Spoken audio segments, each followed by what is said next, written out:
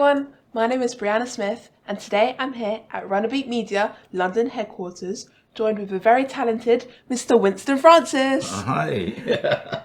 How are you doing today? I'm good. And yourself? You're so pretty. Thank you. I love your hair. Thank you very much. Oh, it's beautiful. So my first question for you Sure. is, your contributions to ska and rocksteady have been incredibly influential. How do you feel these music genres have evolved over time? I am so happy and so proud to know that, at least I contributed to, the starting of the music. Yeah. So, what is it has evolved into to today, is absolutely fantastic. Yeah, definitely. And one of the main reasons I'm so happy is because people today, artists like myself, the younger ones that are coming up are earning. Yeah. It's not like when I started, we weren't earning a dime. So today people are getting paid, so I'm really happy about that. So you can And the see where you music has started. turned so good. Yeah. You've shared stages with numerous Jamaican music legends. Are there any particular memories or experiences that stand out to you from those collaborations? Well, there is quite a lot, because one of my dearest friends and one of the nicest persons I know in the music business, and thank God, he's alive, still alive. Oh, yeah. That's Ken Booth. Because to me, Ken Booth is one of the nicest, one of the most kindest, persons I know. Yeah. And to know that he was here, at the starting of the music, it's great to know that he's still here. And I've done so many different things with him. We've worked all over the world together. Yeah. And he's always stand out to me as one of the best. Yeah. You asked if one of the things that I remember best. I remember that I've got a record called To Experience, and the flip side was California Dreaming, and Bob Marley and Ken Booth both did backing vocals on these two tracks. So that is one of the things that stand out for me. Yeah, definitely. It would stand out to me too. How has your journey from Jamaica to the UK influenced your music? Well, it has influenced a lot because it brought a little bit of pop into the music. Because when I first got to England, I was working in clubs, they called it cabaret here, and I was doing cabaret. So a lot of the musicians that I was working with were all English guys. So I had to get a Jamaican guitarist to teach the guys how to do, slow the music down and make it. So, with the mixtures, into the music, it became absolutely beautiful. Wow. As a veteran in the industry, what changes have you witnessed in the music scene, especially in the way audiences perceive and embrace reggae music today? Well, like I said before, the great thing about the music is the music has evolved. Yeah. It has not stood still, and because of the way it has moved into different angles, people, whether you're Chinese, or black, white, it doesn't matter what you are. As long as you hear, good reggae music, you're going to move your feet. Yeah, definitely, 100%. Because reggae music to me, it's got that, it's like coming from the heart. Yeah. Boom, boom. So the minute you hear the music, you start moving to it. So it has been great. I think it's definitely the passion the music producers have as well. Yes, Yeah. yes. And, talking about the passion, it's the younger guys that are coming in today. Yeah. They've got so much passion, into the music that they are making a lot of changes and a lot of influence onto it. Can you share any insights into your recent musical projects you've been working on? Well, at the moment, right now, I'm working on an album with a producer called Roy Cousins, and he's a veteran himself. Oh wow, yeah. And he's got a label called Wambizi, and that's an African name. So even though he's never been to Africa, his connection to the motherland is so good. And we're recording an album, and what we have done is that we've taken a lot of the old songs, the old Jamaican songs, rocksteady songs, and reggae songs, and now we're re-recording them Oh, well, yeah. and putting them into a modern style. Oh, I like that. And Yeah. it is going great, you know. And the great thing about it is that the most of the rhythm tracks, you know, were brought from Jamaica, and now we're putting a different mixture to it. So we're using German horn players, Oh, wow. you know, Yeah. and some British players to make a mixture onto the music. So Yeah. it's going to be you'll hear the old, you know, influence in the song, but you'll hear the new things coming Yeah. in. So it's going to be dynamite. I guess it will like appeal to everyone as well. It will. Yeah, It will. I hope so. It will. It will. What motivates you to continue in the industry after many years? And how do you keep your passion for music alive? To be honest, it's my fans. Oh, yeah. My fans really motivate me, and a lot of times they're asking me, you know, while I'm on stage, you know, or after, you know, my shows, I always have, you know, fans coming up asking for autographs or, you know, photographs or anything like that. And sometimes you hear stories that really it lifts you up, and sometimes it takes you down. Because for instance, I'm in Germany, and after the show, a woman comes up to me and she asked if I could sign a record for her. And I said, that's very old. She said, oh yeah, I've been listening to your music for a long time. Oh, wow, yeah. You know, and I said, yes.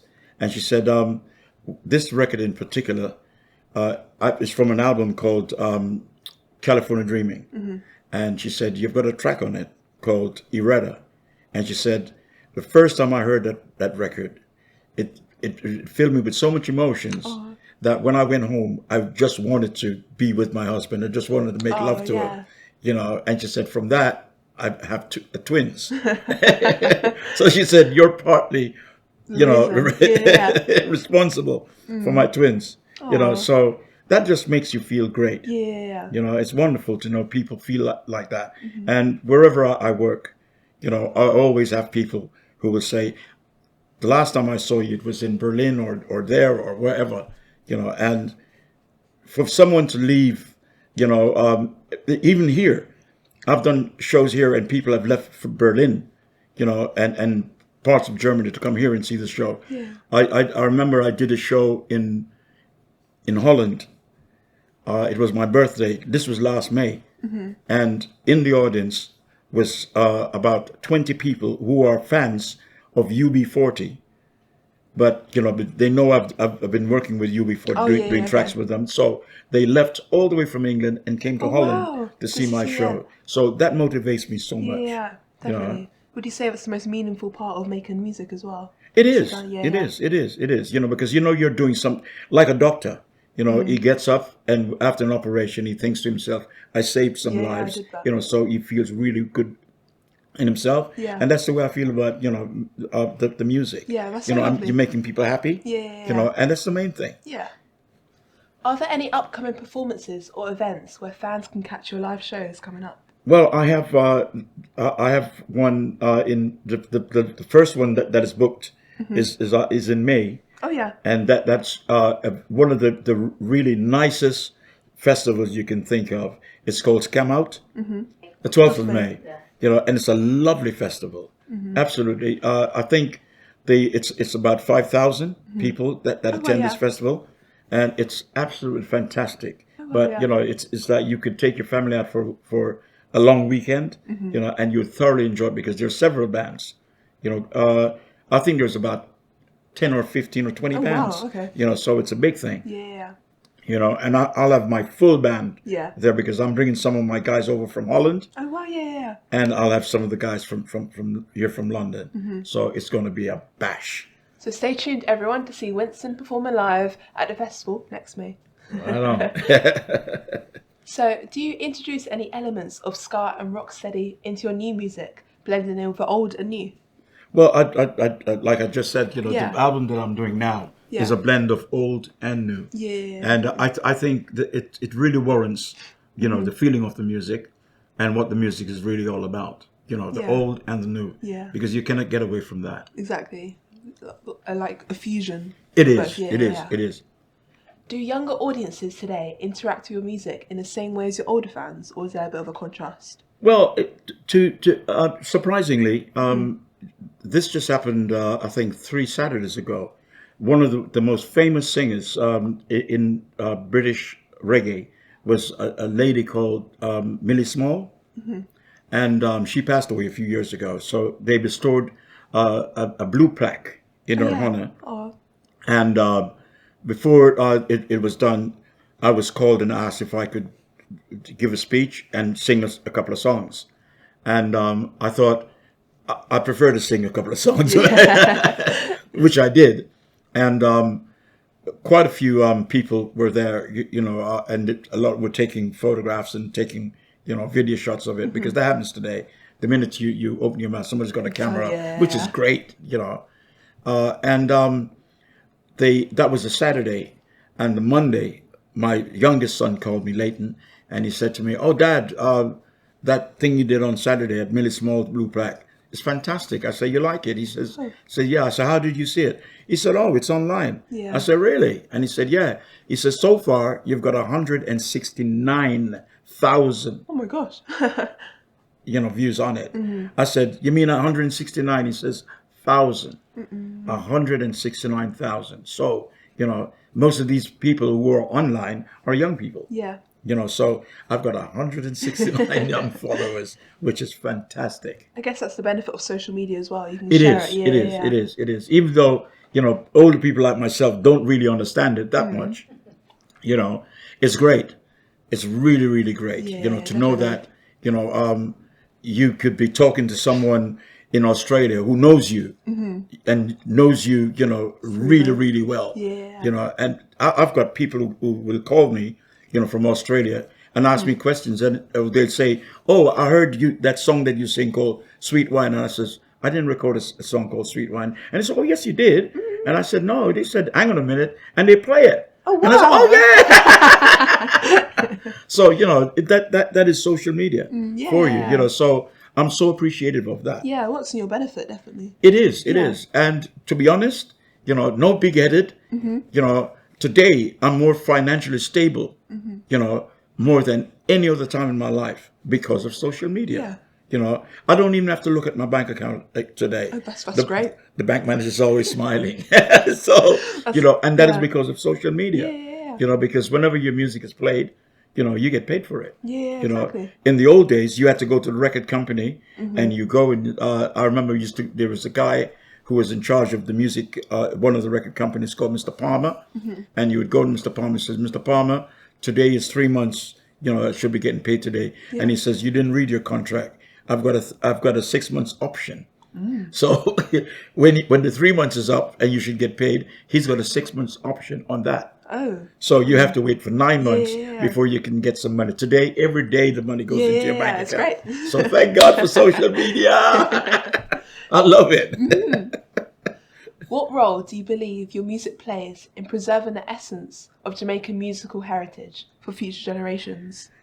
Well, like we said before, whatever I do today, the younger people are listening to it, and the younger people are taking bits and pieces from it, and using it, to prolong, what we, did, 50s, 60 years ago, and the good thing about it is that whenever, our younger people, they will take my songs. Like, for instance, I've got a song called Mr. Fix-It, which I wrote back in 1967.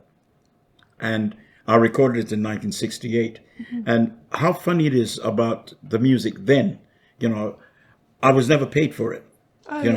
There was no royalties, no payments. But in 1997, a group from Birmingham called UB40, took that song, one of my songs, and recorded it. Oh. And when they recorded it, the first royalties that I got, and this was within 2 months, 2 to 3 months, the first royalty statement that I got, the first check that I got was £27,000. Oh, wow. That's the first check. The first check, and this was like the first time I got paid for writing this song and singing it in 1967. Even though, guys like Freddie McGregor had recorded it. Beres Hammond recorded it. Oh, right, yeah. Dennis Brown recorded it. So many different guys recorded the song. Yeah. But I was never really paid them until UB40, did it. And I was paid £27,000, which I bought my first home with. So, going back to, the younger people listening to your music, the more they use it is the more you get paid. Yeah, that's true. Because the way music operates today, if you write a song, any part of the song that anyone takes and include in their song, like Beres Hammond, I've got a song called "Let Them Talk," and he's used my introduction of Mr. Fix It. Oh, yeah. Right, which goes ba ba ba ba. Just for that, I have to get a share of whatever is played from his song. So if his song is played 100 times, and he gets 100 pence, I have to get at least 3 or 4 pence from that. Wow, yeah. And that's great. Beautiful. So the young people that is coming in today, you're always good going back. So my grandkids will benefit from my song through these younger people. So hey, bring them on. Yeah, great benefit. Could you share any stories from your early days in the music industry that shaped your career or influenced your artistic direction? Well, yes. There is shows that we did, that I did, and I met other musicians who gave me ideas. One of the great musicians I remember that I worked with is a guy called Ernest Ranglin. He's a guitarist, and he was rated number 3 in the world as a guitarist. And he used to say to me, you the way in which you sing your songs, you need to, instead of taking the notes so long, you need to cut them shorter. And you listen to these what they say, and you try it, and you think, that's great. So those influences are from people like that. It was great. And those influences are still with me today, and what I like to do is pass them on to my peers and the younger guys coming up today. It benefits them. Living in the UK now, how does the music scene here differ from what you experienced in Jamaica, and how has it impacted your own style? Well, coming to England, in Jamaica, we have a saying that, the grass is greener on the other side. So when I came to England, the grass was really greener on this side. And like I said before, the influence that you heard, of the music being played here, you could incorporate your music with theirs and make something different, because and also the influence of Jamaican music and Jamaican styles, the clothes we wore, the things we did. A lot of English people, they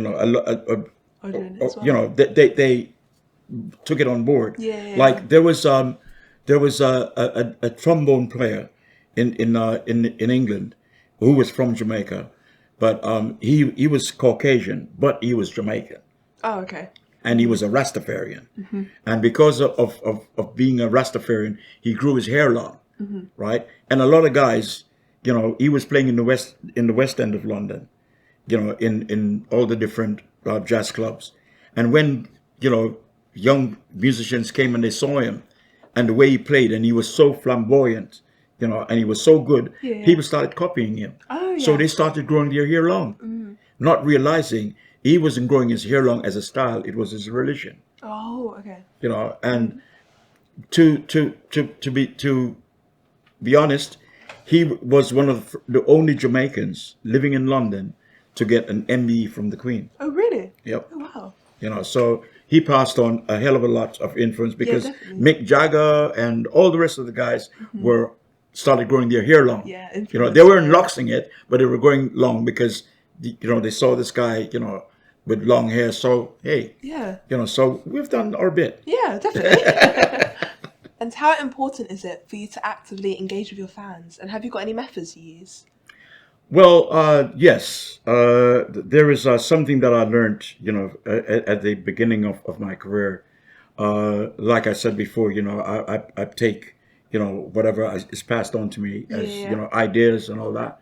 And I remember my my tutor was telling me, how to operate on stage.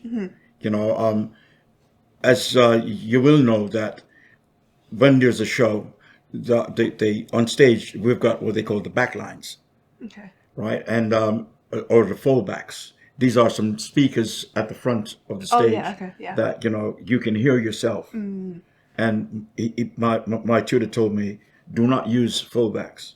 Oh. He said, listen, always sing at the front of the stage and listen to the monitors on the outside. Oh, okay. He said, don't listen to the fallbacks. Listen to the speakers on the outside. And don't stand back from your audience because they paid money to come and see you. That's true, yeah. So you should go forward. all the time and interact with your fans. Yeah. Always, if you can even touch them. So whenever I do a show, if there's a stage and there's a barrier and people are hanging over the barriers, I always come down from the stage and walk to the front, and I try and interact with as much people as I can. I think it's more personal to them as well. Well, it is. It is. And you'll hear people talking, or I'll get emails, or I see on social media, people say, oh, I actually touched Winston. Yeah. And to me, I says, oh, I actually touched some people, because it's a two-way street. Yeah. Because they get, something from it, and I get something from it. So it's always good, to, when you're working, because remember, you're getting paid, by them that is out there, True. so you have to be close to them, and I mean, I've seen some artists who think that they're better or bigger than, the audience. You're not, because it's because of them why you wear nice clothes, why you drive a nice car. Whatever you do, it's because of them. So you should try and interact with them as much as you can, because that's what they pay for. Yeah. Are there any particular messages or themes you hope to convey through your music? Well, for me to convey something about my music, well, I just say, hey, go out and buy my records. Please buy my records, because my bank manager loves that. And it's good when you can, say to yourself, I've had so many hits, or I've got, so many people listening to me, or I've got so many fans. Yeah. It's always a good feeling. Yeah. And it's also good for my fans. Yeah. So yeah. So when you're making music, do you have anything specific in mind you're trying to achieve? Oh yeah, you think to yourself, what's going on in the world today? This country is fighting that country. Yeah. And when you think about it, we're all human beings. We're the same people. So you get, inspirations from that. And you think, if I write a song and the song is good, and 1,000 people hear it, they can play to another 1,000. Yeah. And that 2,000 can play to 10,000. So eventually it will spread. So whenever you're doing anything, you always think something positive, that you can write a song that will appeal to people, and it will bring, like Bob Marley wrote a song, or he adapted a song called Redemption Song. And that song, most of my shows, when I do a show, I always sing Redemption Song. Oh, yeah. And the reason why I do it, you'll see people from Poland. I'm working in Germany, and you'll have Polish people, you'll have Spanish people, and if you put a Spanish guy, a German guy, an Italian, and you leave them there, and you bring someone in and says, show me the Italian, they can hardly tell you the difference, or is that a Russian, or is that, and still, even today, we're still fighting. Why are they fighting? We're all the same family. Yeah. So, my idea of when I'm writing a song is to write something positive. Yeah. Okay. To tell people, let's bring peace to the world. So that's always my motive. Yeah. Do you recall any memorable collaborations with artists in the past that you want to tell us about? Well, I said before, I've worked with UB40, Yeah. and their last album, um, and is this one. Oh yeah. Show it to the. It's UB40, and I've got a track on it, that one. My Best Friend's Girlfriend featuring Winston Francis. Right. So, go ahead and buy this, please. It's a fantastic album, you know. And the track, I got a call one day, you know, from Robin Campbell, Yeah. the lead singer of the UB40, and he said, "We're doing a new album, and is it possible you could do a track, you know, on it?" Yeah. And I said, "Yeah." And he said, I said, "Any particular thing you want us to talk about?" And he said, "No, just, you know, just write a song, and you know, you want us to supply the rhythm track?" And I said, "Yeah."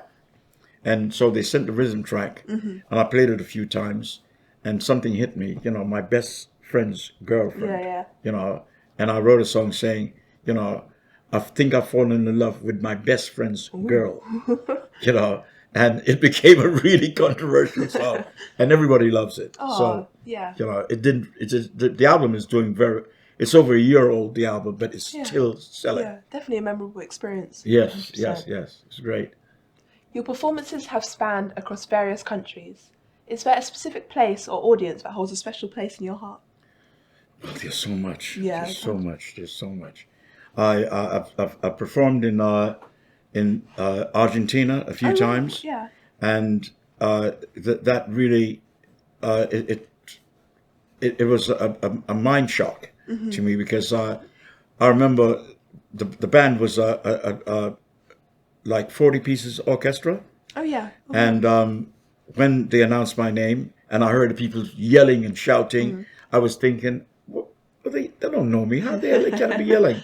And when I went out and started singing, they were singing all my songs. Oh wow. They knew all the Yeah, songs, yeah. you know. True And fans. sometimes I stopped, you know, and just listened to the audience singing the song. And I was thinking, you're halfway around the world, you know, from where you are. You know, how do they know your song? Back again to social media. Yeah, that's you know, true. so you know, I'm so grateful. Yeah. And I remember the second time I worked in Japan.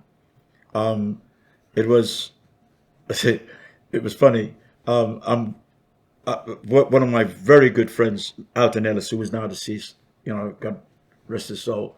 We were way up in on the top of the stadium, and we heard they had monitors in the room from the stage, and we heard the voice of Ken Booth. Oh. So Alton turned to me and he said, "I didn't know Ken was there." I said, "Neither did I." So we jumped in the lift and went down to Yeah. the stage, and it was a Japanese guy singing. Oh. That sounded so much like Oh my Ken. God, yeah. You know, we freaked out. So we came back up, and I said, "That band, you know, they sound so good. And that guy sounded just like Ken." And a couple of minutes later, we heard Delroy Wilson singing, and Ken and Alton turned to me and said, "That's not Delroy. Delroy is dead." So, you know, but you know, that was so memorable to me. You know, Yeah. because when I remember also one night. We worked in several different cities in Japan. We worked in Fukuoka, was the first place we worked. After Fukuoka, we went to Hiroshima, a couple more places, then Tokyo. And I remember when we were in Hiroshima, Ken and I went to a nightclub after our show, and we left the club about 4 a.m, and we're walking down the street going towards our hotel, and we saw 6 guys walking, you know, 6 abreast, you know, Yeah. coming up the road. And Ken and Alton said to me, "I hope we're not going to have no trouble." Yeah. And when we almost got to the guys, they parted, Oh, okay. and we just went straight through. And Alton turned to me and says, "You know, this is the first time, Winston, and it's the first country I've ever been to, where you see guys walking towards you, and I never felt anything like I was being intimidated." And I said, "Same here." Yeah. So I enjoyed going back to Japan, and I love the shows in Japan and the audiences, because the Japanese are people that a Japanese will go into an opera, and they will leave out of an opera and go into a reggae dance, and they enjoy it just the same way. So I love, this always memorable, countries like that to work. How do you navigate the balance between staying true to your roots in classic ska and rocksteady, while also experimenting with new sounds or styles? Well, I think it's a musician thing, to try different things at all times. You don't want to stay static. So you try different things at all times. And sometimes you try something new and it surprises you. Yeah, true. And that's how music evolves. Some guys decided to try something different. It might be a different instrument. Like today you're listening to Afrobeat, which I think is fantastic. Yeah. But it's a different style of drumming. And to me, the drum is the essence of the music. So you try something different, and you might be in the recording studio and you've got a set thing in your head, a rhythm, and a guy comes in, he says, let me try this. And you think, that sounds great. Yeah. So, it's great to always experiment and have new things coming in. Yeah. And the more it is the better. Do you enjoy it? I love it. Love it. So, in your opinion, what sets the golden era of ska and rocksteady apart from the reggae music that followed? Well, at first we had the ska. Yeah. And the ska was very fast because it's, Yeah. it's like, it's running. And even today, if you go to a party today, and you see some older folks, in the party, they'll be sitting down, and they'll be playing music all night. And the minute they put on a ska tune, you see that they come alive and they'll be dancing. But what happened is that because the ska was so fast, these older folks were getting, the young folks who was dancing to that music were getting older. Oh, okay. So they couldn't really dance. They didn't have that strength, and that vigor to move. So they started slowing the music down To reggae.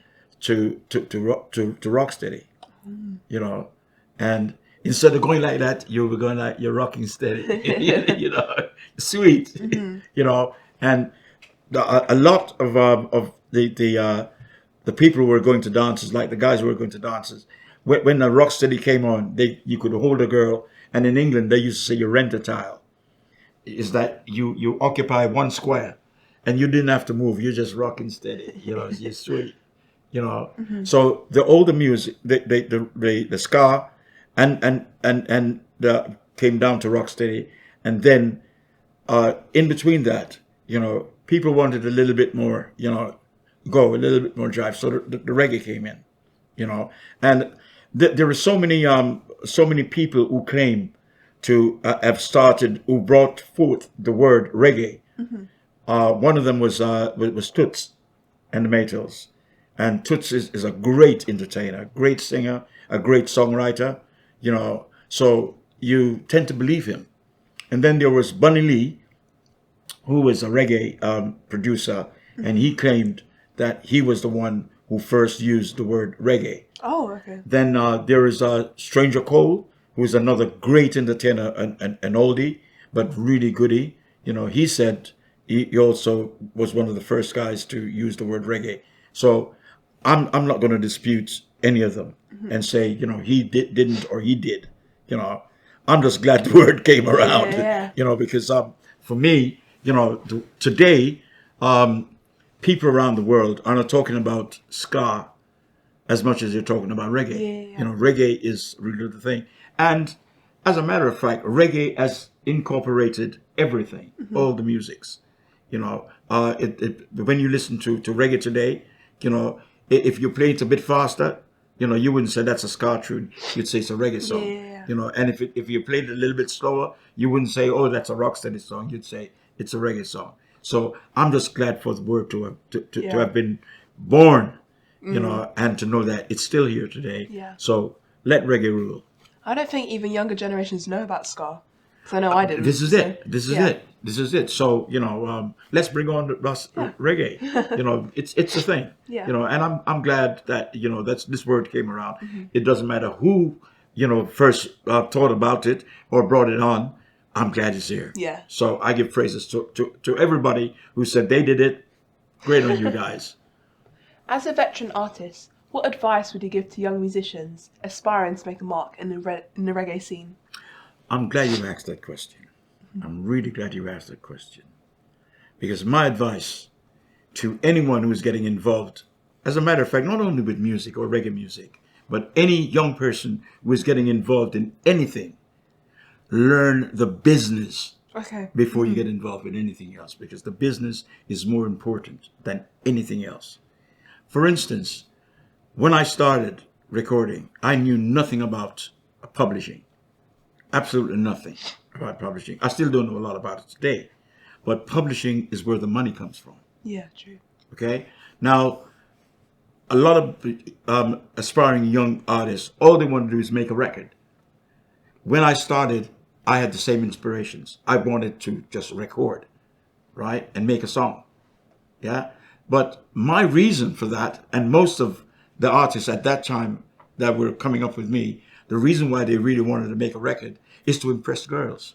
Oh. Because girls was the thing. Yeah, now, if your record is played on the radio, and a girl hears it, she says, "You sing that song? Yeah. You want to go out with me later?" Everything is nice. But then these young guys, later on, they are getting older, and instead of just meeting girls, they start having babies. Oh. And a lot of these young guys, when they started recording, they were under parental control. They were living with their parents. So your parents bought your clothes, your shoes, everything, your food. But now you're getting older, and you're meeting girls. Girls are getting pregnant. You need money, right? And like I said to you before, you had to wait 3 months and then 6 months, before you get paid. So it was a long haul, to get paid, right? So most of the artists, all the artists, they weren't really getting paid from the record. They were getting paid from doing live shows. Oh, yeah. Yeah, that's where you were making your money from. So my advice to any young artist, learn the business before you do anything else. It's more important to learn the business. Yeah, because if you don't learn the business, you will get robbed from the production manager or the record manager or whoever. I remember they used to have a word in the contracts. Most contracts reggae artists signed, yeah, it says in perpetuity. What it meant was, when you sign a contract with a particular record company for in perpetuity, that means forever. Oh, okay. Okay, so guys were just signing contracts, not knowing what they were signing. So when your records weren't selling and you said, "Well, I'm going to leave from Warner Brothers and go to Decca," they say, "Where do you think you're going?" Says, "Yeah, well, you're not doing nothing for me. I'm going." It says, "You signed this contract, and it says you're with us for life." So until that record company, releases you, you're stuck. You're stuck. Yeah. So my advice to all young people: learn how to read a contract, learn what the contract says, and learn the different avenues that you could get paid from. Yeah. Because today, like I said earlier, you had to wait 9 months, at a time to get paid. Yeah. Today, as soon as your song is played, on social media, you start getting paid. Yeah. So you can afford to live, a more comfortable life, and you have more currency in your pocket, so you're doing well. Yeah. Yeah. But if you don't know the business, like there are different institutions, like you have MCPS, which is Mechanical Right Society. You have PRS, which is Performing Right Society. You have PPL. You have all these different companies. Now, the PRS, the Performing Right Society, they set up like, maybe 60, 70 years ago, and what their job is whenever your record is played anywhere, if it's played in a nightclub, in a cinema, in a dance, on anywhere, TV, wherever, their job is to collect royalties for you from these places, right? Now, if you don't join PRS and your record is being played everywhere, how are you going to get paid? Yeah. Right? So you have to, know the business of learning where to get your funds from. Yeah. Like the MCPS is Mechanical Rights Society, right? The Mechanical Rights Society is set up that if your music is played, like in nightclubs or like in a cinema. Personally, I've got songs on that have been running on TV in commercials, and when these songs are being played, on TV, yeah, I get paid because I've got the right connections. I've got a son, who is also my co-manager and my producer, right? And he studies the business, so I don't have to study it, So he studies the business and he knows exactly where and who to call and says, my dad's song has been playing on the BBC or ITV, and he's been in 2 Barclays commercial for Barclays Bank, I've not seen, any funds in my dad's account. How about it? And they jump to it. Yeah. But if he didn't know, or if I didn't know, he wouldn't be paid. Yeah, true. So, I hope you think it's good advice. Yeah, that's very good advice. If you're young people, before you get involved into the business, start learning the business because that's the most important thing. And know what you're getting yourself into as well. Of course, of course. What legacy or impact do you hope to leave behind through your contributions to the world of music? Well, I think I've been doing that, because I've been writing songs, and I don't only write. I've never written a reggae song. Oh, okay. I write songs, and they turn to whatever music you put them to, right? So I'm hoping that young people, or old people, when they sit and they listen to the content of my music, the lyrics that I write, it would be inspiring to them, to maybe, say, oh, I'd like to write a song like that. Or, Winston is right, in saying, don't bring hate, bring love. Yeah. I think he's right, and let me try and do this. Instead of going out and hating people, let me try and love some people. Yeah. So this is what I'm hoping to leave behind. Yeah. Something that will inspire the next generation and the generation after that. Yeah. And I think it also Hopefully. links to your positivity, like you were saying earlier, about spreading positiveness. Of course, So, yeah. of course. Has technology influenced the way you create and perform music compared to when you started your career? Oh yes, quite a lot. I mean, funny enough, my son was. We were having a barbecue not too long ago, and he said to me, "Dad, what do you know about AI?" And I said, "Who is he?" And he said, "It's artificial intelligence." And I said, "Not a lot."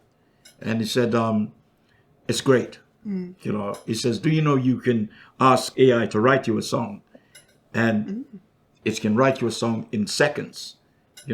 So today, music has changed so much that instead of you sitting down and putting pen to paper, or having half a dozen guys in the studio, trying to arrange, 6 guys who have got 6 different ideas to pull them all to one to make everybody do the same thing at the same time, with artificial intelligence or technology, you can sit at home with a computer, and what you've got in your head. I mean, music is just like a painting. A painter takes out. Just imagine this: a painter has got a blank canvas, and he takes up a brush and some paint, and it's not the brush that is painting that picture. It's his brain that is telling his hand, one stroke up, one stroke down, up stroke, down stroke, make a circle. So it's the brain that is really telling the brush what to do. And people think it's the brush.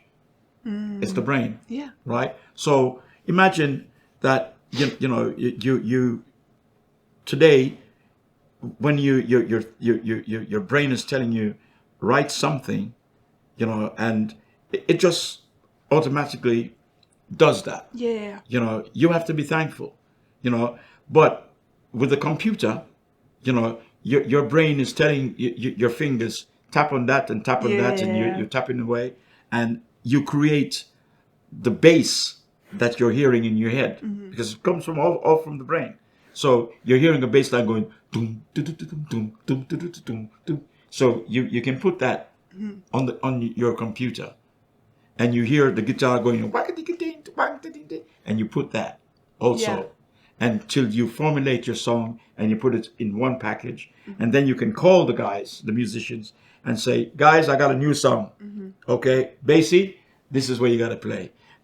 Guitarist, this is where you got to play. Drummer, so it's all there. So technology has done so much, but not only for music, technology has brought on electric cars. Can you believe that? So technology is so good. And I'm actually proud to know that when I started off, on my career, there wasn't anything called a cassette player. You know what a cassette player is? No. Okay. I didn't know that there was be such a thing as a cassette player, because before we had the cassette player, we had the 8-track, which is a big, thick thing, like it had 1/4-inch tape in it, and this was what you put in the machine to play the music. Then came the cassette, and after the cassette, there came the the mini disc. Remember, like I said, we left from the 8-track tape. You can Google it. It's the best way to do it, and then you see exactly what I'm talking about. This particular thing is what had the music on it, and you had it in your car. You could slot this cassette into your car, but it was so big. When we heard that we're going to bring out something different, we thought, no, man, it can't be sound as good as the 8-track. But the cassette, when they came, they were so small. You could have 6 cassettes instead of one 8-track. So it was much smaller. So it was good to walk around with, or good to pass around. So we left from the 8-track to the cassette. And from the cassette, we had what they call a mini disc. Now, a mini disc is actually a CD, but it was about 3 inches small, right? A tiny thing. And you didn't actually see the outside of it. I'm sorry, you didn't see the inside of it. Unless you open it apart. And then you could see that it had this little compact disc in it, right? But this mini disc, when it came, it was heaven sent. Because you could take a dozen mini discs, in your pocket. They were so easy to use, so easy. And then we heard, but the mini disc, it was very delicate. So if you put it into your machine and your fingers accidentally, open the plastic, it wouldn't play again. Right? So then we heard about the compact disc that was coming, which is we call the CD, because the CD is compact disc. Right? And when we heard this was coming in, we thought, these people are crazy, But then they start propagating, telling us that a CD, you can scratch it with a nail, you can rub it in the earth and do whatever, it will never go wrong. It will still play, right? So we thought, oh, well, that's great, And then we found out that if you bought a CD, then if you had a blank CD, you could copy it on my blank, and I could copy my blank to to that guy's blank and that guy's blank. So from one CD, if you had a group of friends, say you had 20 friends, you could buy one CD, buy 20 blanks, and you just copy it, and everybody. Now, the great thing about the CD was, if you copy on a cassette, every time you copy it, the quality goes down 1%, right? So if, let's say, you copied it 20 times, Yeah. after the 20th time, you could hardly hear anything on it. But the CD, you could copy it a million times. It was the same way. So everybody fell in love with the CD, right? And this is what, we were using up until maybe a couple of years ago. Now the CD is going out. Yeah, I know. CD is disappearing. Now you have to have a flash drive. Oh. Which is what you call it. I think you call it the stick. USB. USB stick. Yeah. No, that's what's happening now. That you have to have a USB stick. So the technology has flown by so fast. And I'm so happy and proud to know that I was here from the inception. Yeah, that's so cool. And I'm here still. Yeah. With the flash drive, because I'm using flash drives now. Yeah. USB sticks. What the hell is coming next? You tell me. I don't know. I'm not sure.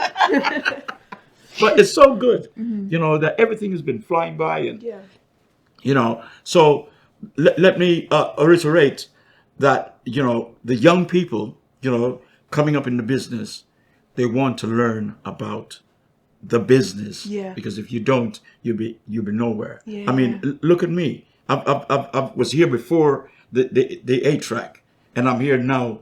I've just perceived the CD, and I'm here with the flash drive, right? And if I don't keep my head, I won't be involved in the next thing that's coming. Yeah. And also streaming has come into play. Where all you do is you stream. And that's so good. Yeah. Good. Yeah. So, like the question you asked, about the technology, it has played such a big part. A good part. A very, very good part. It has helped immensely. Are there any rituals or routines you follow before going on stage for a performance? No. You just go on. I just go on before I go on stage. Yeah. Before the only thing that I do, and after my performance, I thank Jehovah. I ask Jehovah to guide me, and to bless me, and to let me do a good performance. Yeah. And when I get off, I thank him for whatever I've done, and it's always good. Yeah. So there's no rituals really. It's just that. But every day when I wake up, I give thanks. Yeah. For waking up. Because I exercise every morning. I used to run during the pandemic. Oh yeah. Before the pandemic, and when the pandemic started, I didn't want to run out on the street anymore because there were too many people running in. So I bought myself a treadmill, and I put it into my garage, and I exercise from that every morning. Oh yeah. Which is great. Yeah. So clears your head. So when I get up in the morning, I thank Jehovah for giving me another day, and I will do that until the day He says no more. Are there any unreleased tracks that fans might see in 2024? Lots. Yeah. I've got about 30 tracks. Oh wow. That is unreleased. Oh wow. And I'm not blowing my own trumpet, but it's really lovely music, because some of the best musicians, in the business have played on it. I've got guys from Jamaica who have played on it. I've got some old tracks, unreleased, and some of them are by Sly and Robbie. I don't know if you heard of Sly and Robbie, but Sly and Robbie are two of the most popular, used to be the most popular musicians in Jamaica. Oh, okay. Sly is the drummer, and his partner Robbie is the bass player. And believe it or not, you've never heard such gifted musicians in your life. Sly, it has been alleged that a lot of big orchestras all over the world ask him to come and play with them, and they pay him fabulous money. And it's a joke, because when he goes to play and they put the music before him, he says, "What are you doing with that?" He doesn't read music. Oh. He just plays. He says, "Play it, and play the song, and I'll play along with you, and I'll play it better than you wrote it." And he does. Yeah. But so I've got some tracks that I recorded with Sly and Robbie in France, in one of the best studios in France called Studio Davout. It's a huge studio, but one of the best. And I recorded a few tracks. It was produced by another great British musician, Dennis Bovell. He used to have a band called Matumbi. Yeah. And he is produced for everybody, you know. And I've got a few tracks from him.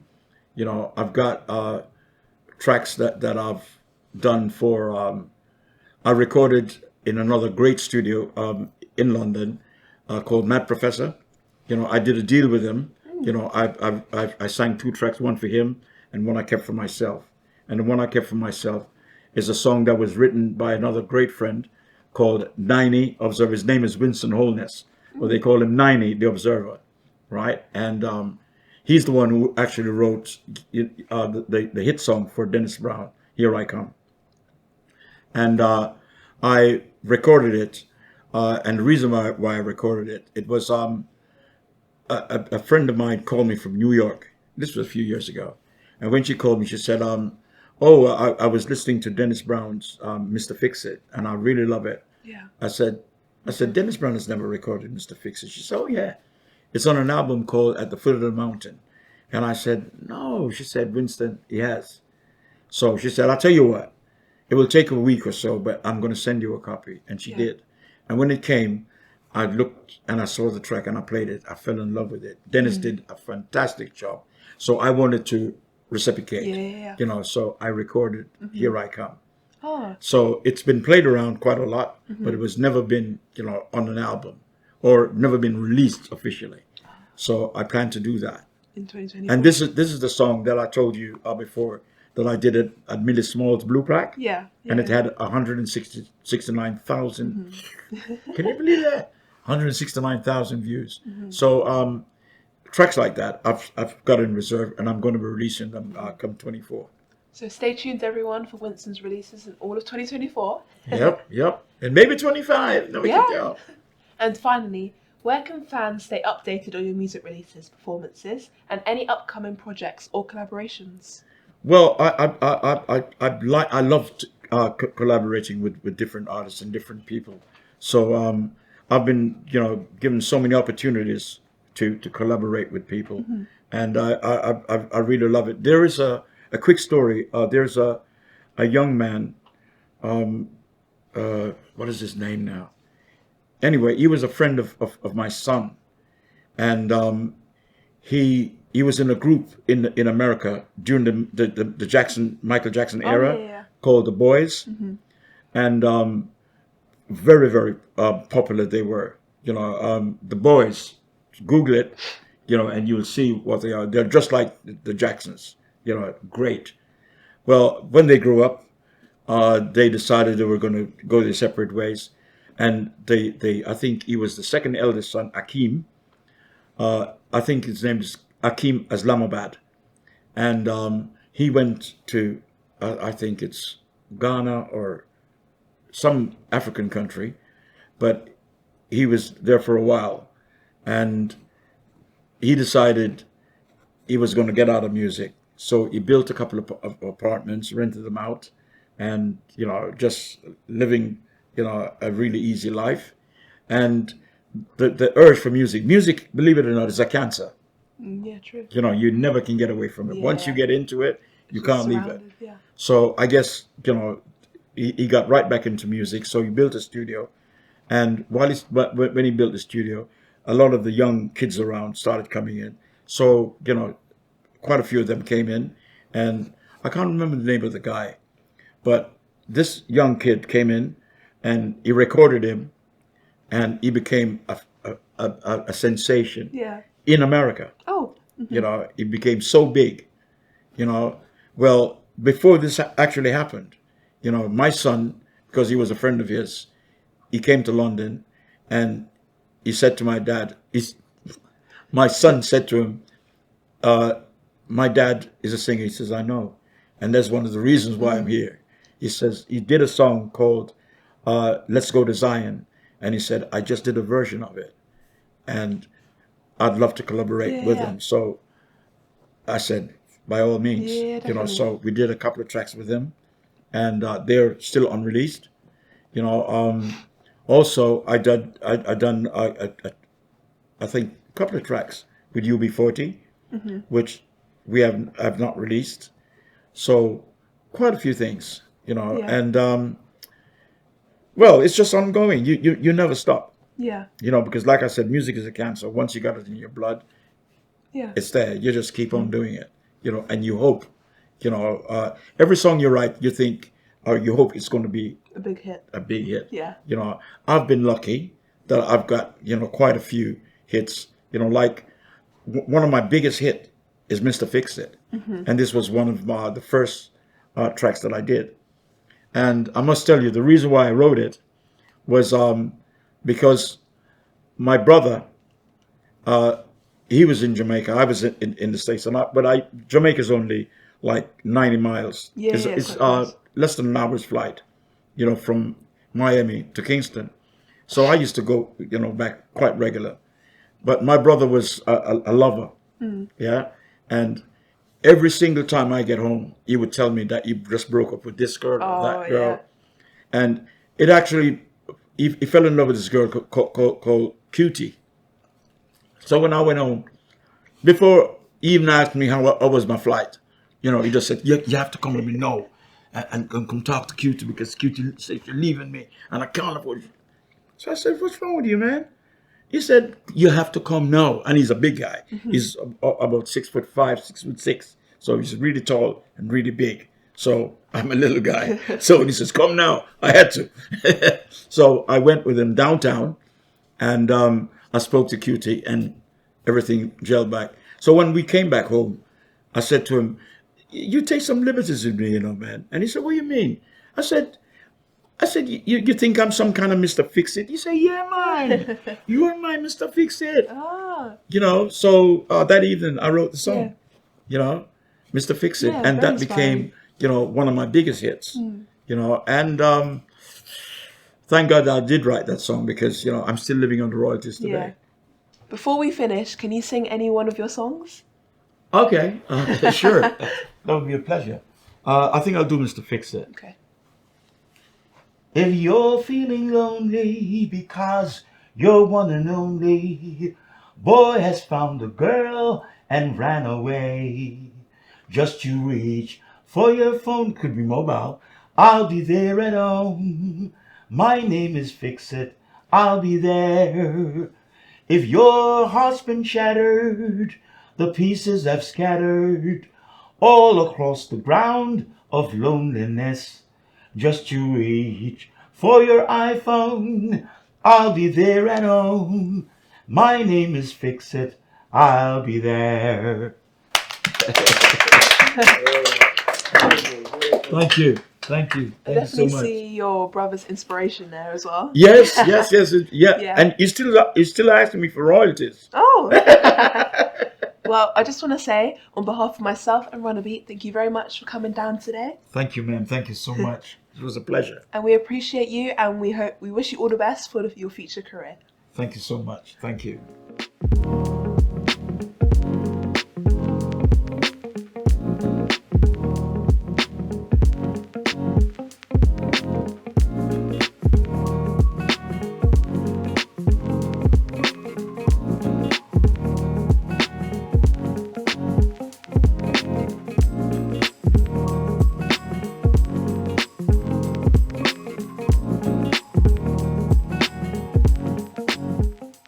Remember to like, comment and subscribe to RUNABEAT and hit the notification bell. Also, don't forget to follow ours and the artist's socials below.